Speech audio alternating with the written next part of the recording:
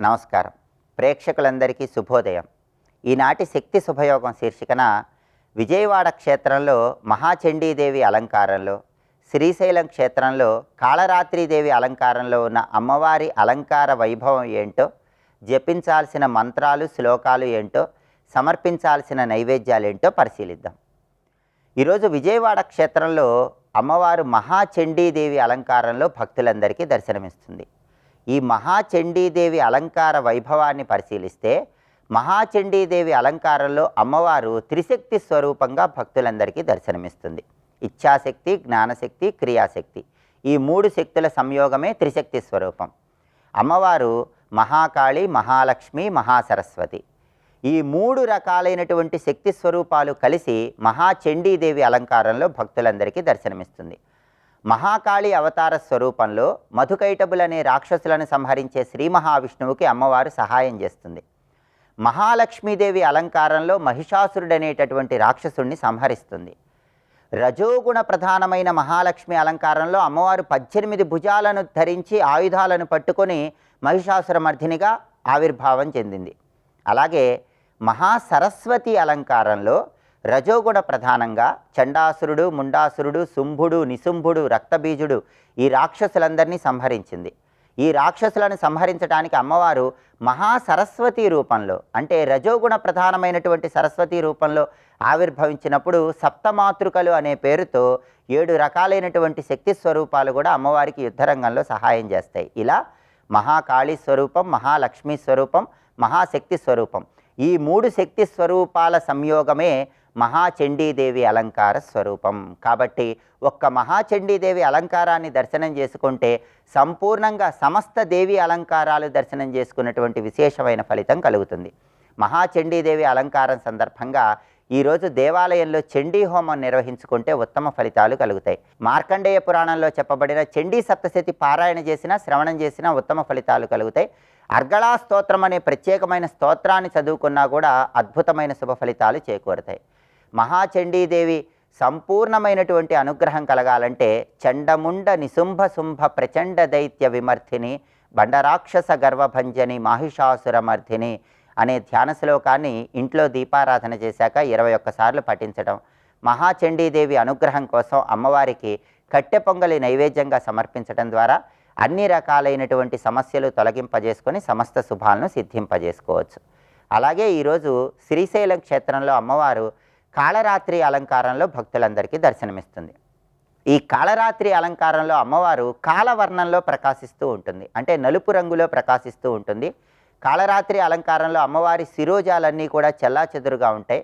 మెడలో విద్యుత్ సమంగా భాసిల్లేటటువంటి ఒక హారం ఉంటుంది. అలాగే అమ్మవారికి కాళరాత్రి అలంకారంలో 4 భుజాలు ఉంటాయి. ఈ 4 చేతుల్లో 2 చేతులు వరద అభయహస్తాలుగా ఉంటాయి. మిగిలిన 2 చేతుల్లో ఇనుప ముండ్లు కలిగినటువంటి ఒక ఆయుధాన్ని, ఖడ్గాన్ని ధరించి అమ్మవారు భక్తులందరికీ దర్శనమిస్తుంది. అమ్మవారు విశ్వాస నిశ్వాసాలు అగ్నిజ్వాలల్లాగా వస్తూ ఉంటాయి. చూడటానికి ఇంత భయంకరంగా ఉన్నప్పటికీ భక్తులకు మాత్రం పరమశాంతంగా అనుగ్రహం ఇస్తుంది. కాబట్టి కాళరాత్రి అమ్మవారిని శుభంకరీదేవి అనే పేరుతో కూడా పిలుస్తారు. కాళరాత్రి అమ్మవారిని ధ్యానం చేసినట్లయితే అగ్ని భయం ఉండదు, జంతు భయం ఉండదు, సర్ప భయం ఉండదు, శత్రు భయం ఉండదు. కాళరాత్రి అమ్మవారి సంపూర్ణమైనటువంటి అనుగ్రహం కలగాలంటే ఇంట్లో దీపారాధన చేశాక కరాళ రూప కాలాబ్జ సమానాకృతి విగ్రహ కాళరాత్రి శుభం దద్యాద్దేవి చండాట్టహాసిని అనే ధ్యాన శ్లోకాన్ని పఠించుకోవటం, కాళరాత్రి అమ్మవారి అనుగ్రహం కోసం శాకాన్నాన్ని అమ్మవారికి నైవేద్యంగా సమర్పించడం ద్వారా అమ్మవారి సంపూర్ణమైన అనుగ్రహానికి సులభంగా పాత్రలు కావచ్చు. కాబట్టి విజయవాడ క్షేత్రంలో మహాచండీదేవి అలంకారము, శ్రీశైల క్షేత్రంలో కాళరాత్రి అలంకారంలో ఉన్న అంతరార్థం తెలుసుకుంటూ ధ్యాన శ్లోకాలు పఠించుకోవటం ద్వారా, నైవేద్యాలు సమర్పించడం ద్వారా అమ్మవారి సంపూర్ణమైన కరుణా కటాక్ష వీక్షణాలకు ప్రతి ఒక్కరూ సులభంగా పాత్రలు కావచ్చు. రేపటి శక్తి శుభయోగం శీర్షికన విజయవాడ క్షేత్రంలో సరస్వతీదేవి అలంకారంలో, శ్రీశైలం క్షేత్రంలో మహాగౌరీ అలంకారంలో ఉన్నటువంటి అమ్మవారి అలంకార వైభవం ఏంటో, అమ్మవారి అనుగ్రహం పొందటానికి జపించాల్సినటువంటి మంత్రాలు, ధ్యాన శ్లోకాలు ఏంటో, సమర్పించాల్సిన నైవేద్యాలు ఏంటో పరిశీలిద్దాం. నమస్కారం.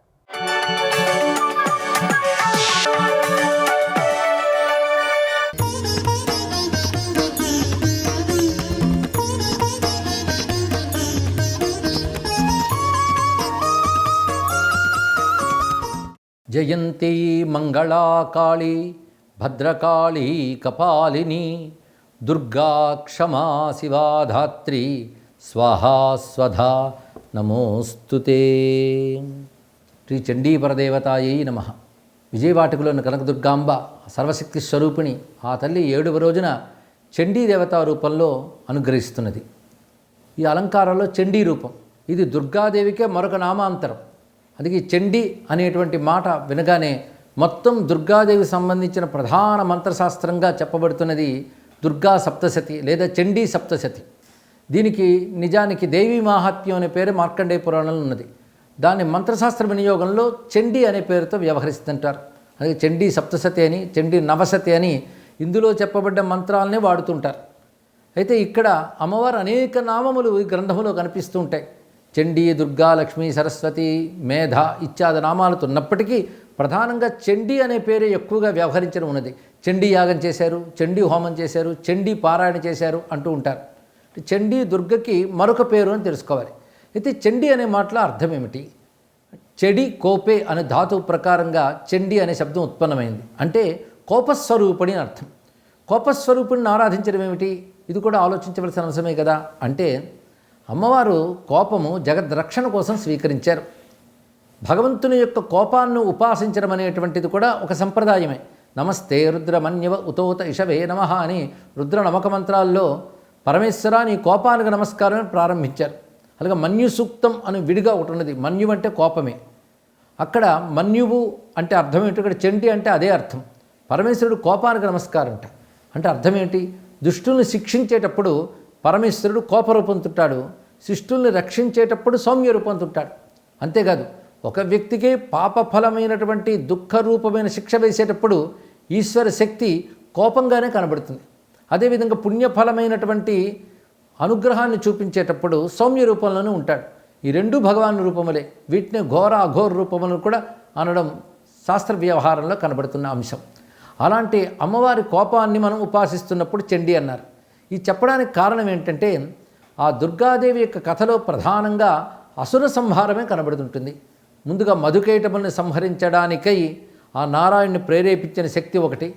అదేవిధంగా మహిషాసుర సంహారం చేసిన రూపము, శుంభ నిశుంభ చండముండ రక్తబీజ ధూమ్ర వర్ణుడు ఇత్యాది వాళ్ళందరినీ సంహరించేటప్పుడు అమ్మవారు చూపించే రూపములన్నీ కలిపితే చండీ అని చెప్పాలి. ఎందుకంటే దుష్టులైన అసురుల బాధ లోకానికి కలిగినప్పుడు అసుర బాధ తొలగించడం కోసం సర్వదేవాత్మిక అయినటువంటి ఒక పరాశక్తి ఆవిర్భవించింది. ఆ పరాశక్తి అసుర సంహారం చేసింది. అసుర సంహారం చేసినప్పుడు కోపాన్ని చూపిస్తుంది కనుక అసుర సంహారం చేసేటువంటి దేవీ రూపాన్ని చండీ అంటున్నారు. ఈ రూపాన్ని ధ్యానించడం వల్ల ఏం జరుగుతుందంటే అసురత్వం పోతుంది. అసురత్వం అనేది వ్యక్తిలో ఉన్న సమాజంలో ఉన్న రెండిటికీ ప్రమాదమే. వ్యక్తిలో ఆసురీ గుణాలు కానీ పెరిగిపోతే అతనిలో దైవత్వం క్షీణిస్తుంది, క్రమంగా అతను పతనమైపోతాడు. అందుకే ఆసురీ గుణములను తొలగాలి. ఆసురీ గుణములు తొలగడానికి ప్రతి మానవుడు తమలో దివ్య గుణాలని సౌమ్య గుణాలను పెంచుకోవాలి. ఆ పెంచుకుంటూ అమ్మవారిని ఆశ్రయించినట్లయితే అప్పుడు ఆ పరాశక్తి అనుగ్రహించి ఆ సౌమ్య గుణాలపై దయ చూపించి ఆ దుష్ట గుణాలని దునుమాడుతుంది. అది మనలో బయట ప్రపంచంలో కూడా దునుమాడాలి. అప్పుడు లోకానికి శాంతి, మనకి శాంతి. అందుకే అసుర శక్తులను నశింపజేయడానికి దేవి ప్రకటించినటువంటి రూపాన్ని చండీ అంటారు. పైగా ఇది మాతృస్వరూపంలో ఒక భావమే అని తెలుసుకోవాలి. ఒక జంతువు కూడా అంతవరకు సౌమ్యంగా ఉన్న జంతువైన ఆ జంతువుకి సంతానం కలిగి వెళుతూ ఉంటే ఆ సంతానం మీద ఎవడైనా చెయ్యి వేస్తే మాత్రం అంతవరకు సౌమ్యంగా ఉన్న జంతువు కూడా మహా తీవ్రమైన కోపంతో ఆ సంతానంపై చేయి వేసిన వాడి మీద దాడికి వస్తుంది. మనం చూస్తుంటే అల్పప్రాణులు కూడా ఆ విధంగా ఉంటాయి. అందులో తీవ్రత అప్పుడు మనం చూస్తాం. అంటే జంతువు కూడా అంత తీవ్రంగా ఎందుకుందంటే తన సంతానాన్ని కాపాడుకోవడం కోసం. అలాగే లోకక్షేమం కోసం ఒక తీవ్రమైన శక్తిగా ఆ పరాశక్తి వ్యక్తమైనప్పుడు చండీ అంటున్నాం. ఆ తీవ్రశక్తి కరుణ యొక్క మరొక స్వరూపం. ఇది కూడా తెలుసుకోవాలి. అసురుల్ని సంహరించింది నిజమే, కానీ అసురుల్ని సంహరించినప్పుడు వాళ్ళను కూడా అనుగ్రహించిందట. ఎందుకంటే వాళ్ళు చస్తే కానీ బాగుపడరని అమ్మవారు తెలుసుకుని వాళ్ళని సంహరించి బాగు చేసింది. ఈ భావాన్నే అమ్మవారి యొక్క వైభవాన్ని వర్ణిస్తూ సప్తశతి చెప్తుంది.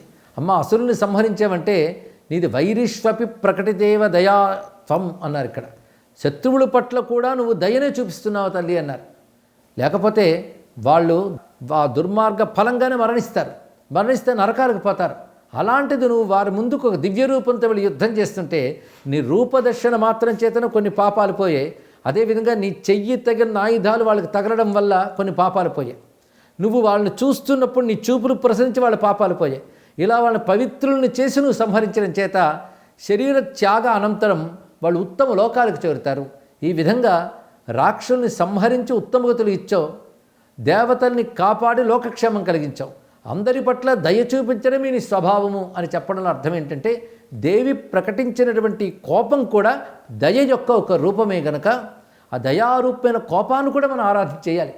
ఆరాధన చేయడం వల్ల మనలో పాపాలు పోతాయి, పాప స్వభావాలు పోతాయి, మనలో దివ్యగుణాలు జాగృతం అవుతాయి.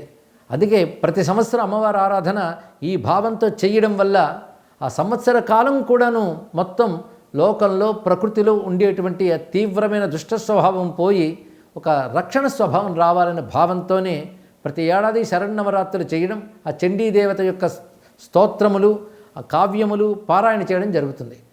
తద్వారా చండీ హవనం కూడా చేస్తారు. ఇలా చండీ ప్రసన్నత అంత విశేషమైనది. కుండలి కుమారి కుటిలే చండి చరాచర సవిత్రి చాముండే గుణిని గుహారణి గుహ్యే గురుమూర్తే త్వామనమామి కామాక్షి అని మూకకవి ఆ కామాక్షి లలితయే చండీ అని భావన చేశాడు.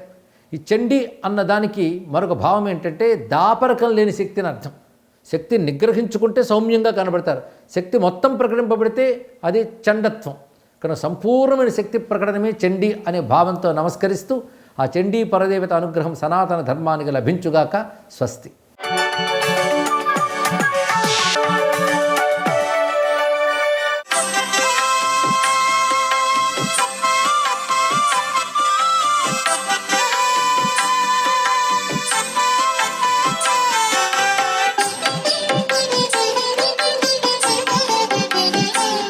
శ్రీమాత్రే నమః. ఓం నమో నారాయణాయ. ఈరోజు దసరా నవరాత్రి మహోత్సవాల్లో మహాచండీ తత్వంలో అమ్మవారు అందరినీ కూడా అనుగ్రహిస్తున్నటువంటి దివ్యవంతమైన సుదినం. చండీ అనేటువంటిది లక్ష్మి, మహాకాళి, మహాసరస్వతి యొక్క దివ్యవంతమైన స్వరూపతత్వంగా మనం భావిస్తాం. అందుకే దసరా నవరాత్రి మహోత్సవాల్లో పాడ్యమి తిథి నుంచి కూడాను చివరి రోజు వరకు కూడాను ప్రతినిత్యం కూడాను మహాచండీ హోమాలు, చండీ సప్తశ్లోకి పారాయణాదులు నిర్వహించేటువంటి సాంప్రదాయ లక్షణం ఉంది. ఈ తల్లి మాతర్మే మధుకైట భక్తి మహిష ప్రాణాపహారోద్యమే ఇలా నిర్మిత ధూమ్రలోచన వదే ఏ చండ ముండార్దిని నిశేషీకృత రక్తబీజతనుజే నిత్యే నిశుంభాపహే శుంభధ్వంసిని సంహరాసుదురితం దుర్గే నమస్తే అంబికే అంటూ ఆ తల్లిని ప్రార్థన చేసినట్లయితే మనలో దివ్యవంతమైనటువంటి శక్తిని, ఆయుష్ను, ఆరోగ్యాన్ని, వాగ్దేవి కరుణను కూడాను ప్రసాదించే అమృత కల్పవల్లి ఈ చండీ తత్వం చాలా విశిష్టవంతమైన ప్రభావాన్ని ఇస్తుంది. విద్య, వినయము, సంపద, ఐశ్వర్యము అన్ని శక్తులు కూడాను ఈ చండీ వల్లనే మనకు లభ్యపడతాయి. చండీ సప్తశ్లోకి పారాయణ నిత్యం ఎవరైతే ఈ దసరా శరన్నవరాత్రుల్లో ఆచరిస్తారో వారికి అన్ని రంగాలలో కూడాను అద్వితీయమైనటువంటి అభివృద్ధి కలిగి తీరుతుంది. కాబట్టే మూలమంత్రమైనటువంటి బీజాక్షర సంపుడితో చండీ మంత్రాన్ని తప్పనిసరిగా ప్రతి ఒక్కరూ కూడాను ఆచరించేటువంటి సనాతన సంప్రదాయం నేటికి కూడా ఉన్నది. ఇది చేయబట్టే ఈ దేశం సుభిక్షంగా సర్వ సంపదలతో తులతూగడానికి ఆస్కారం ఎంతగానో ఉందని, మానవుల్లో మానవాతీత శక్తులు బాగా చక్కగా వృద్ధి చెందడానికి ఈ చండీ దేవి యొక్క అలంకరణ అద్వితీయమైనటువంటి ప్రభావాన్ని ఇస్తుంది. అందుచేతనే మహాలక్ష్మి, మహాకాళి, మహాసరస్వతి ఈ మూడు అవతారాల మేలి కలయిక స్వరూపమే ఈ చండీ శక్తి యొక్క దివ్యవంతమైనటువంటి అనుగ్రహం. సర్వే జనా సుఖినో భవంతు.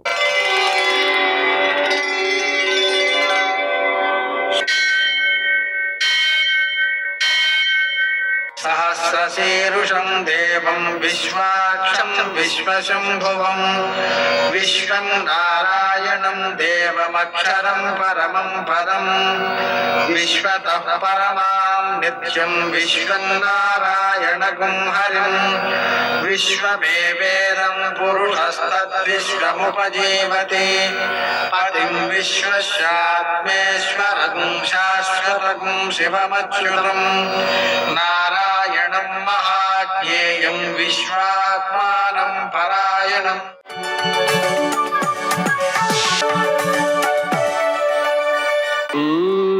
शौर्यमथेन्दुरिन्द्रपदवी सन्मङ्गलं मङ्गलम् या चण्डी मधुकैटभादिदळनी या माहिषोन्मूलिनी या धूम्रेक्षणचण्डमुण्डमथनी या रक्तबीजासनी शक्ति शुंभनिशुंभदैत्यदलनी या सिद्धिदात्री परासा देवी नवकोटिमूर्तिसहिता मां पातु विश्वेश्वरी. నేటి కాలమాన విశేషాలని గమనిద్దాం. స్వస్తి శ్రీ చాంద్రమాన విశ్వావసనామ సంవత్సరం దక్షిణాయనం శరదృతువు ఆశ్వీజ మాసం శుక్లపక్షం ఆదివారం. సూర్యోదయం 6:09 సూర్యాస్తమయం 6:04. తిథి షష్ఠి మధ్యాహ్నం 2:25 వరకు. నక్షత్రం జ్యేష్ఠ రాత్రి 3:53 వరకు. వర్జం ఉదయం 7:22 నుంచి 9:09 వరకు. దుర్ముహూర్తం సాయంకాలం 4:29 నుంచి 5:16 వరకు. అమృతకాలం సాయంకాలం 6:04 నుంచి 7:51 వరకు. రాహుకాలం గురువారం కాబట్టి మధ్యాహ్నం 1:30 నుంచి 3 గంటల వరకు. అష్టగౌరుగు రీత్యా శుభప్రదమైన సమయం ఉదయం 10:30. నేటి విశేషం నవరాత్రులలో 7వ శుభదివసం. విశేషించి ఈ రోజున మనం చండీ రూపంలో మహాచండీ రూపంలో అమ్మవారిని పూజించుకుంటూ ఉంటాం.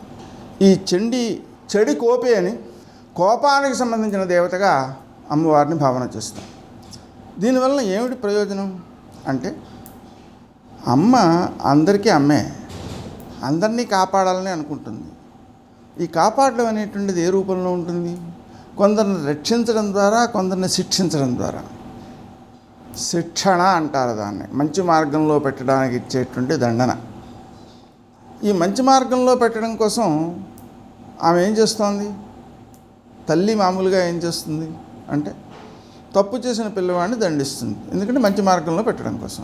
ఆ విధమైనటువంటి దండనే ఈ కోపం వల్ల ఆమె చూపించేటువంటి ప్రధాన శక్తి అవుతుంది. ఈరోజు మరో విశేషం భానుసప్తమి యోగం. మధ్యాహ్నం 2:25 సప్తమి వస్తుంది. అంటే ఆ తర్వాత భానుసప్తమి సిద్ధిస్తుంది. తద్వారా ఆ సమయంలో చేసేటువంటి నదీ స్నానం, దానం, పితృదేవతారాధన అక్షయమైన ఫలితాన్ని ఇస్తాయి. అంటే ఆ ఫలితానికి అంతు లేదన్నమాట, అంత గొప్ప ఫలితాన్ని ఇస్తాయి. అందుకని ఇటువంటి సద్వినియోగం చేసుకోవడం చాలా అవసరం. అలాగే ఈరోజు పద్మక యోగం కూడా ఉందండి.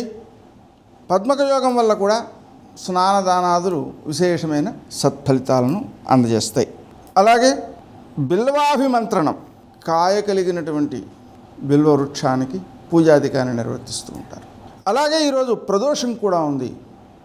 ఆ కారణంగా సూర్యాస్తమయం తర్వాత 1:12 సమయంలో గోధుమలతో శివారాధన చేసుకోవడం మంచిది. ఉత్తమ సంతానం కలుగుతుంది. సంతానం కలిగిన వారికి ఉత్తమత్వం సిద్ధిస్తుంది. అలాగనే ఈరోజు ప్రదోష సమయంలో పూజాధికారిని నిర్వర్తించుకోలేని వాళ్ళు కనీసం అరుణాచల శివ అనే నామంతోనైనా ఆ 1:12 గడపడం సర్వదా శ్రేయస్కరం. నేటి ఆణిముత్యాలు.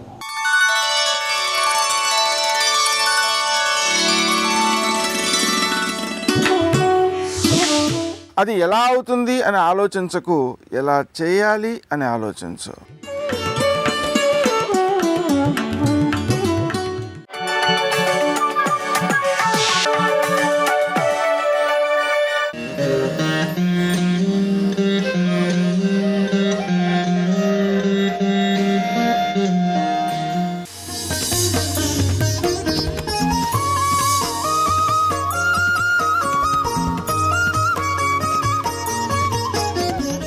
వరంగల్ కొండపై విశాలమైన ఆలయ ప్రాంగణం, ఆ ప్రక్కనే ఎంతో ఆహ్లాదం కలిగించే తటాకం, చుట్టూ కొండలు, ప్రకృతి రమణీయత మధ్య భద్రకాళీదేవి ఆలయం భవ్యంగా దివ్యంగా అలరారుతోంది. ఈ క్షేత్రానికి చేరుకున్న భక్తులకు ముందుగా స్వాగత తోరణం అమ్మ కొలువైన మణిద్వీపానికి ఆహ్వానం పలుకుతున్నట్టుగా ఉంటుంది. ఆ రమణీయ తోరణం నుంచి ప్రాంగణంలోకి ప్రవేశిస్తుంటే ఎత్తైన స్తంభాకృతులు, వాటి మీద ఆవిష్కృతమైన దేవతామూర్తులు ఆకట్టుకుంటాయి. ఆలయానికి కుడివైపు ఎత్తైన నల్లరాతి కొండలుంటాయి. వాటికి దిగువలో పరమేశ్వరుడి విగ్రహం ధ్యానముద్రలో దర్శనమిస్తుంది. ఆ ప్రక్కనే జగద్గురువు ఆది శంకరాచార్యుల శిష్య పరంపరతో కూడిన ప్రతిమలు కానవస్తాయి. ఈ క్షేత్రం నిరంతరం భక్తుల రద్దీతో సందడి వాతావరణాన్ని సంతరించుకుంటుంది. కాళి కాళి మహాకాళి సీధుమాంస పశుప్రియే కృపానుయాత్రా భూతైస్త్వం వరదా కామచారిణి భారావతారే ఏచలోకే భవిష్యతి యైదం పరమం స్తోత్రం శృణుయాద్వా పఠేత్వా తస్య సర్వాణి కార్యాణి సిద్ధిం యాస్యంతి పాండవాః రక్షాంకృత్వా చ పాండూనాం తత్రైవాంతరధీయతే అని భక్తి ప్రపత్తులతో భద్రకాళీదేవిని స్తుతిస్తూ అమ్మ సన్నిధికి చేరుకుంటారు భక్తులు. అమ్మ కొలువైన ఆలయ ప్రాంగణమంతా అమ్మ నామస్మరణతోనే మారుమ్రోగుతుంటుంది. ఆలయం ముందు భాగంలో మహామండపం, ధ్వజస్తంభం, సింహవాహనం, బలిపీఠం దర్శనమిస్తాయి. ఆలయానికి విచ్చేసిన మహిళా భక్తులు ధ్వజస్తంభం వద్ద దీపారాధనలు చేసి అమ్మవారి సన్నిధిలో మొక్కులు తీర్చుకుంటారు. కొందరు భక్తులు బియ్యపు పిండితో ప్రమిదలు చేసి దీపారాధనలు చేస్తారు. ధ్వజస్తంభం ముందు సింహవాహనం అమ్మవారి సేవకు సిద్ధంగా ఉన్నట్టుగా గోచరిస్తుంది.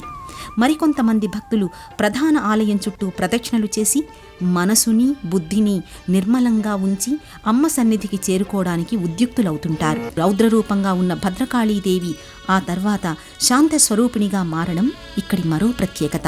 కనీసం 1000 సంవత్సరాల చరిత్ర కలది ఈ భద్రకాళీ అమ్మవారి దేవాలయం. ఆలయ ముఖమండపం నుంచి గర్భాలయానికి చేరుకునే భక్తులు ఒక అద్వితీయమైన ఆధ్యాత్మిక అనుభూతికి లోనవుతారు. ఇక్కడ భక్తులు అమ్మవారిని కోరికలు తీర్చే ఇలవేల్పుగా కొలుస్తారు. భద్రకాళి అమ్మవారి విగ్రహాన్ని చూడ్డానికి 2 కళ్ళు చాలవంటే అతిశయోక్తి కాదు. విగ్రహం 9 అడుగుల ఎత్తు, అంతే వెడల్పుతో 8 చేతులను కలిగి ఉంటుంది. కుడివైపున ఉన్న 4 చేతులతో ఖడ్గం, చురిక, జపమాల, డమరుకం, ఎడమవైపున ఉన్న 4 చేతుల్లో ఘంట, త్రిశూలం, మస్తకం, పాత్ర ఉంటాయి. అమ్మవారు పశ్చిమాభిముఖంగా కొలువై ఉంటుంది. హరిద్రావర్ణ ఛాయలో అమ్మవారు సాక్షాత్తు హ్రీంకారాసన అనలగర్భిత అయిన ఆది పరాశక్తి ప్రశాంతమూర్తిగా భక్తులకు దర్శనమిస్తున్నట్టుగా ఉంటుంది. సకలాభరణ భూషితగా పట్టు పీతాంబరాలను ధరించి ముత్తైదు భాగ్యాలను ప్రసాదించే ముగ్గురమ్మల మూలపుటమ్మగా అమ్మవారు దర్శనమిస్తారు. భద్రకాళీదేవి అమ్మవారికి ఇక్కడ నిత్య కైంకర్యాలు వైభవంగా జరుగుతాయి. ప్రత్యేక పర్వదినాలలో విశిష్ట పూజలు సైతం ఘనంగా నిర్వహిస్తారు. అమ్మవారికిచ్చే హారతుల్ని దర్శిస్తే 3 జన్మల పాపాలు నశిస్తాయంటారు. ఇక 1950లో పునరుద్ధరించే సమయం వరకు అమ్మవారు వ్రేలాడుతున్న నాలుకతో రౌద్రరసం ఉట్టిపడుతూ భయంకరంగా ఉండేది. ప్రాచీన కాలంలో కూడా అలాగే భయంకరంగా ఉండేదనడానికి తనరు భద్రేశ్వరి అనంగ భైదంబుగాగా అన్న సిద్ధేశ్వర చరిత్రలోని మాటలే నిదర్శనం. అలాంటి రౌద్ర స్వరూపిణిని నోటిలో అమృత బీజాలు వ్రాసి భీకరమైన ముఖాన్ని ప్రసన్నంగా మార్పించారు. దక్షిణాచార సంప్రదాయ ప్రకారం అర్చింపబడే మూర్తి శాంతస్వరూపంగా ఉండాలనేది శాస్త్రవిధి. అంతేకాక అమ్మవారి గుడిలో శ్రీ చండీ యంత్ర ప్రతిష్ఠ చేసి ప్రతి సంవత్సరము శరన్నవరాత్రులు, వసంత నవరాత్రులు, ప్రతినిత్యం ధూప దీప నైవేద్యాదులు అనే సంప్రదాయాలను పునరుద్ధరించారు. రహస్యానాం రహస్యం చ లలితా ప్రీతిదాయకం సర్వాపమృత్యుశమనం కాలమృత్యు నివారణం. అర్ధచంద్రాకారం బొట్టుతో అమ్మవారిని అలంకరించగానే మరింత తేజస్సుతో వెలుగొందుతుంది అమ్మవారు. ఆ తల్లిని దర్శించుకున్న భక్తులు అర్ధచంద్రాకారపు బొట్టునే తమ నుదుటిపై అలంకరించుకోవడం ఆనవాయితీగా వస్తోంది.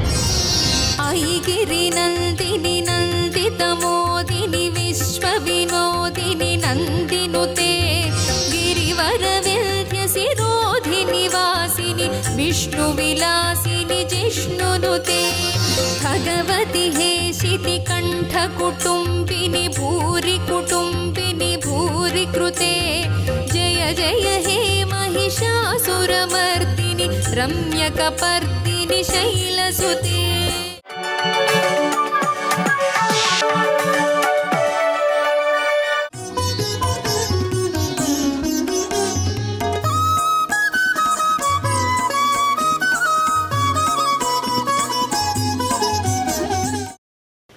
భగవంతుడి గురించి చింతన చేస్తూ మంచి మాటలు ఆలోచిస్తూ తినండి.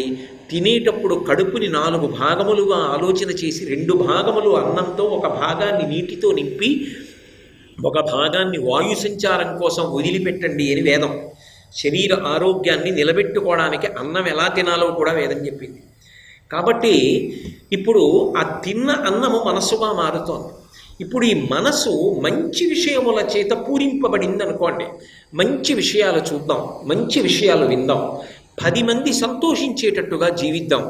ఏ కారణము చేత ఇతరులకు బాధ కలిగేటట్టుగా మనం ప్రవర్తించవద్దు. మనం చేసే పని మౌఢ్యంతో కూడుకున్నది కాకూడదు. మనం చేసే పని అందరూ సంతోషించడానికి కారణం కావాలి అని ఆలోచించి అలా కర్మ చెయ్యడం మొదలుపెట్టాడు అనుకోండి, ధార్మికంగా జీవిస్తున్నాడు అనుకోండి, అదే భగవంతుని యొక్క అనుగ్రహానికి కారణమవుతుంది. ఆ అనుగ్రహమే జ్ఞానమును పొందడానికి కారణమవుతుంది. ఆ జ్ఞానమే మోక్షమును పొందడానికి కారణమవుతోంది. అందుకే అన్నమయం మనః ఆపోమయ ప్రాణ. ప్రాణములు దేని వలన నిలబడతాయి అంటే నీటి వలన నిలబడతాయి. అన్నమున్నా నీరు లేదనుకోండి, అసలు అన్నం ఎలా వండుతారు? నీరు లేకపోతే బియ్యం ఉడకవుగా. నీరు లేకపోతే ఆచమనం ఎలా చేస్తారు, స్నానం ఎలా చేస్తారు, సంధ్యావందనం ఎలా చేస్తారు, లోకంలో ధర్మం ఎలా నిలబడుతుంది? కాబట్టి నీటి వలన ప్రాణములు నిలబడుతున్నాయి. ఆపో వా జగం సర్వం అమృతం వా ఆపహ అంటుంది వేదం. నీరంటే ఏదో కాదు, అమృతమే నీరు. నీటిని, అమృతాన్ని కాపాడుకున్నట్టుగా కాపాడుకో. నీ చేతికి 1 చెంబుడు అమృతం ఇస్తే ఎంత జాగ్రత్తగా కాపాడుకుంటావో, నీకు భగవదనుగ్రహం చేత లభించినటువంటి నీరు, వర్షరూపంగా వచ్చినది ఏది ఉంటుందో దాన్ని అంత జాగ్రత్తగా వచ్చే వర్ష ఋతువు వరకు కాపాడుకో. నీటిని వృధా చేయవద్దు. నీరే సమస్త లోకములకు ప్రాణధారకము. కాబట్టి ఆ నీటి వలన ప్రాణములు నిలబడుతున్నాయి.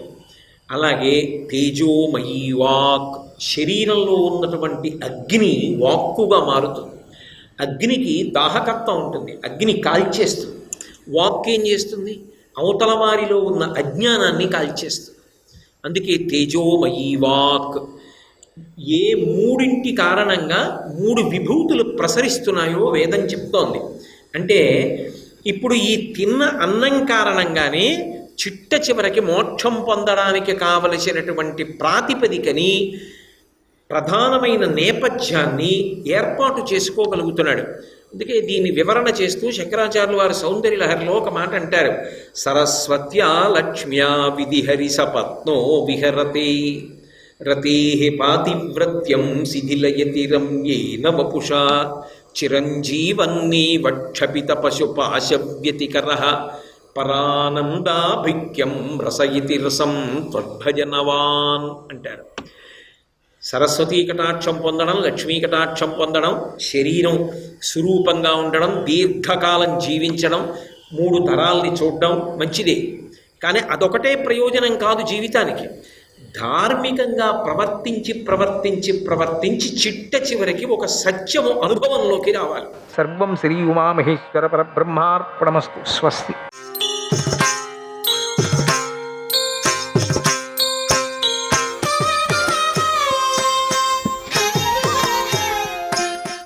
శ్రీమాత్రే నమః. కాత్యాయని మహామాయే భవానీ భువనేశ్వరి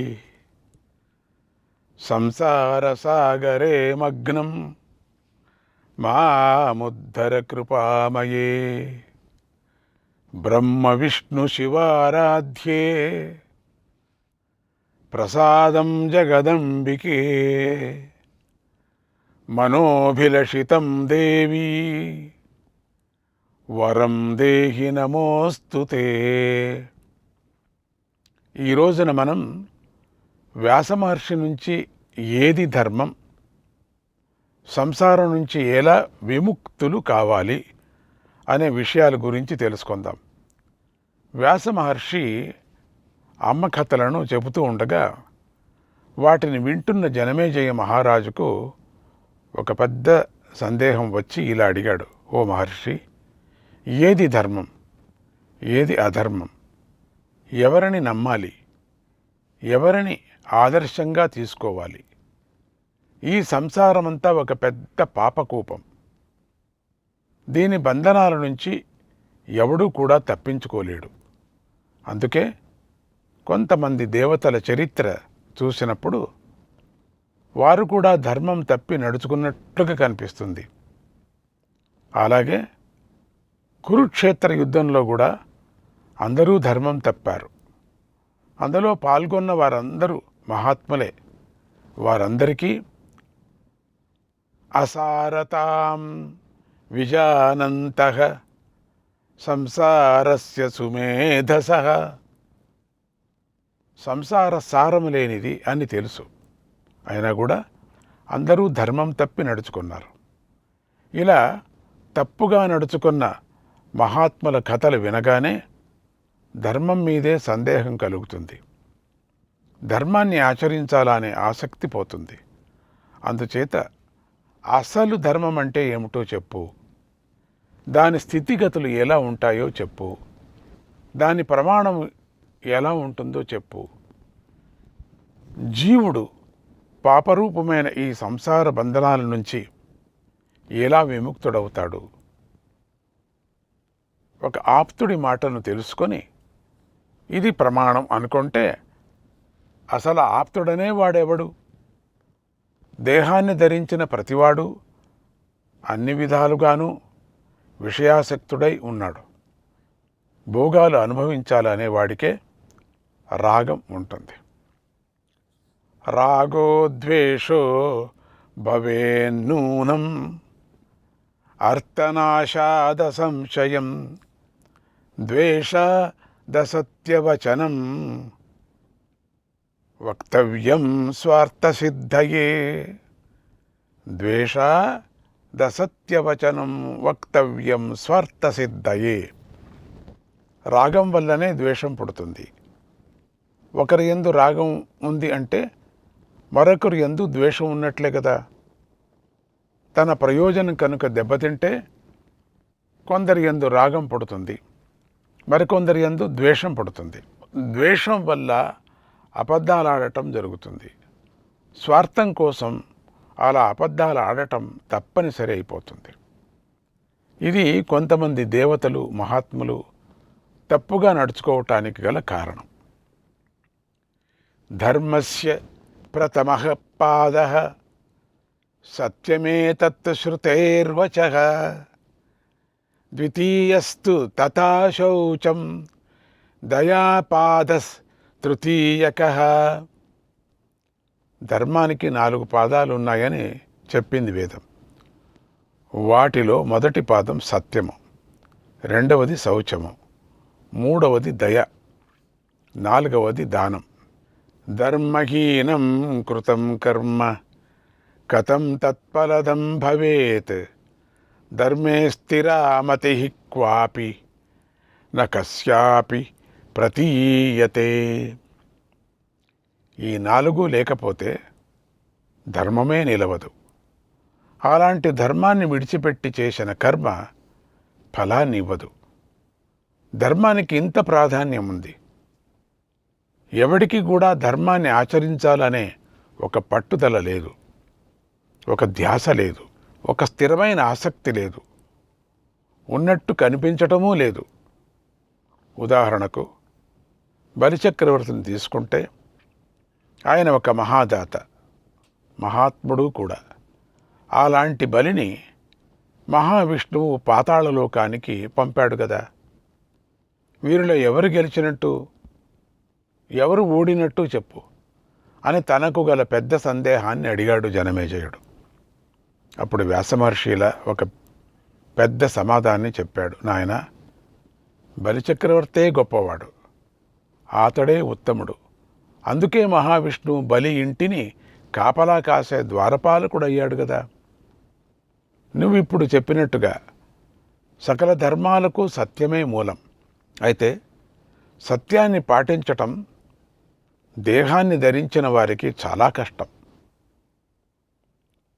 నీటి కాకి ప్రతి తీర్థంలోనూ మునుగుతుంది, అయినా దానికి ఏ ప్రయోజనము కలగదు. అలాగే సత్యం మాట్లాడకుండా ప్రతి తీర్థంలోనూ మునిగినా ఏ ప్రయోజనము ఉండదు. సత్యం మాట్లాడకుండా దక్షిణలు ఎంత ఎక్కువగా ఇచ్చి యజ్ఞయాగాలు చేసినా ఫలం రాదు. సత్యం మాట్లాడకుండా యుద్ధాలు చేసి మోసాలు చేసి రకరకాల మార్గాలతో ధనం సంపాదించి దాన ధర్మాలు చేసినా ఫలం రాదు. వీరందరూ సత్యాన్ని మాట్లాడి ఆచరించిన వారికన్నా గొప్పవారు. సత్వగుణం, రజోగుణం, తమో గుణం అనే 3 గుణాలతో కూడిన మాయ ఎంతో బలమైనది. అది బహురూపాలు గలది. మాయతోనే విశ్వమంతా సృష్టించబడింది. మాయతోనే విశ్వమంతా నిండి ఉంది. ఈ కారణంగానే సత్యం మోసంగా కనిపిస్తుంది, మోసం సత్యంగా కనిపిస్తుంది. అందువల్ల సంసార సముద్రంలో మునిగిన వారు సత్యధర్మాలను పాటించడం చాలా కష్టం. విశ్వం 3 గుణాలతో కలిసి రచించబడింది కాబట్టి ఇది దైవధర్మము అని తెలుసుకోవాలి. అయితే సత్యాన్ని ఎవరు సాధిస్తారు అంటే వైకానసాచ్యమునయో నిస్సంగ నిష్ప్రతిగ్రహ సత్యయుక్త భవంత్యత్ర వీతరాగగతతృషః. వైకానస మహర్షులు ఎలాంటి సంగము లేనివారు, ఏ పదార్థాన్ని దానంగా పుచ్చుకోనివారు, సత్యాన్ని ఆశ్రయించి ఉన్నవారు, అభిమానాన్ని మోహాన్ని విడిచిపెట్టినవారు, ఆశలను రాగాలను విడిచిపెట్టినవారు, జితేంద్రియులు మహామునులు మాత్రమే సత్యధర్మాలు పాటిస్తారు. అందుకే మహాత్ములను ఆశ్రయించాలి. మహాత్ములను ఆశ్రయిస్తే సత్యధర్మాలను పాటించి పాపాలు పోగొట్టుకుంటారు. మాయను తెలుసుకొని బయటపడి తరిస్తారు. మానవుడు సద్గురువును మహాత్ములను ఆశ్రయించకపోతే అనేక రంగుల మాయతో కప్పబడిన ఈ సముద్రాన్ని దాటలేడు. ఇందులో గిరగిరా తిరుగుతూనే ఉంటాడు. సంసారి కావటం వల్ల మోసం తప్పనిసరిగా చేయవలసి వస్తుంది. దానివల్ల తప్పనిసరిగా పాపం వస్తుంది. మానవ దేహం ధరించి మాయ చేత మోహించబడిన వారికి ధర్మం పట్ల ఆసక్తి ఉండదు. మనస్సు ఇంద్రియాల వెంటే పరుగులు తీస్తూ ఉంటుంది. కామము, క్రోధము, లోభము, మోహము, మదము, మాత్సర్యము అనే గుణాలు ఇది మంచిది, ఇది చెడ్డది, ఇది మంచి పని, ఇది చెడు పని అని తెలియకుండా చేస్తాయి. దీనికి తోడు డబ్బు రాగానే నా అంతటి వాడు లేడు అనే గర్వం ఒకటి పెరిగిపోతుంది. దాంతో ఆశ, తృష్ణ, దైన్యము, దంభము, అసూయ మొదలైనవన్నీ పుట్టుకొస్తాయి. వీటన్నిటికీ మూలం మోహమే. ఇలాంటి దుర్గుణాలన్నీ పుట్టుకొని వస్తుంటే సంసారి వీటి నుంచి బయటపడలేడు. వీటికి వసుడై క్రమక్రమంగా పతనమైపోతూ ఉంటాడు. కనుక మనస్సు పరిశుద్ధం కావాలి. న్యాయంగా ధనాన్ని సంపాదించాలి. అరిషడ్వర్గాన్ని జయించాలి. లేకపోతే చేసిన పనికి ప్రయోజనం ఉండదు, అంతా వృథా అవుతుంది.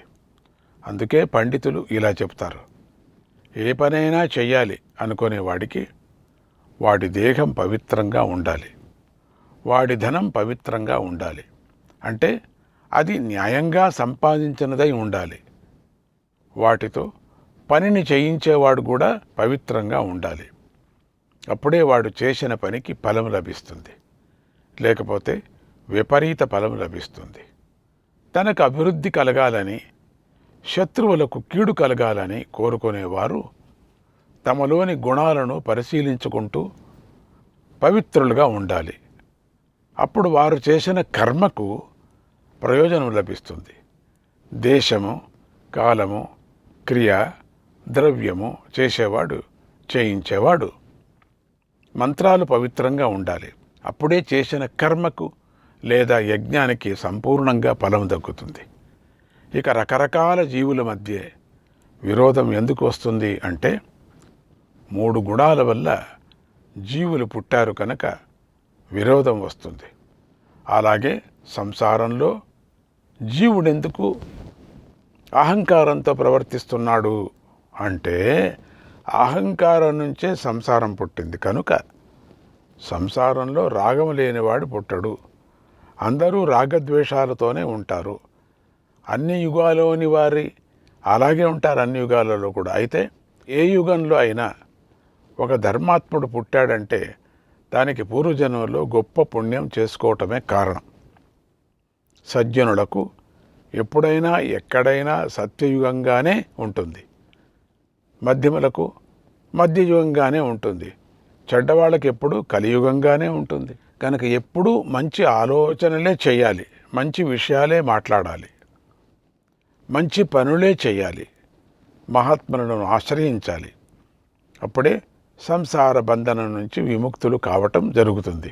మాయను దాటగలిగే దారి కనిపిస్తుంది, శక్తి లభిస్తుంది. ఇదే గురురూపిణి అయినటువంటి జగన్మాత అందరికీ బోధించిన ఉపదేశము అని చెప్పాడు వ్యాస భగవానుడు. అందుచేత అందరూ ఈ ఉపదేశాన్ని అందుకొని ఆచరించి తరించండి. అమ్మ మిమ్మల్ని పూర్ణంగా అనుగ్రహించుగాక అని ఆశీర్వదిస్తూ శ్రీమాత్రే నమః.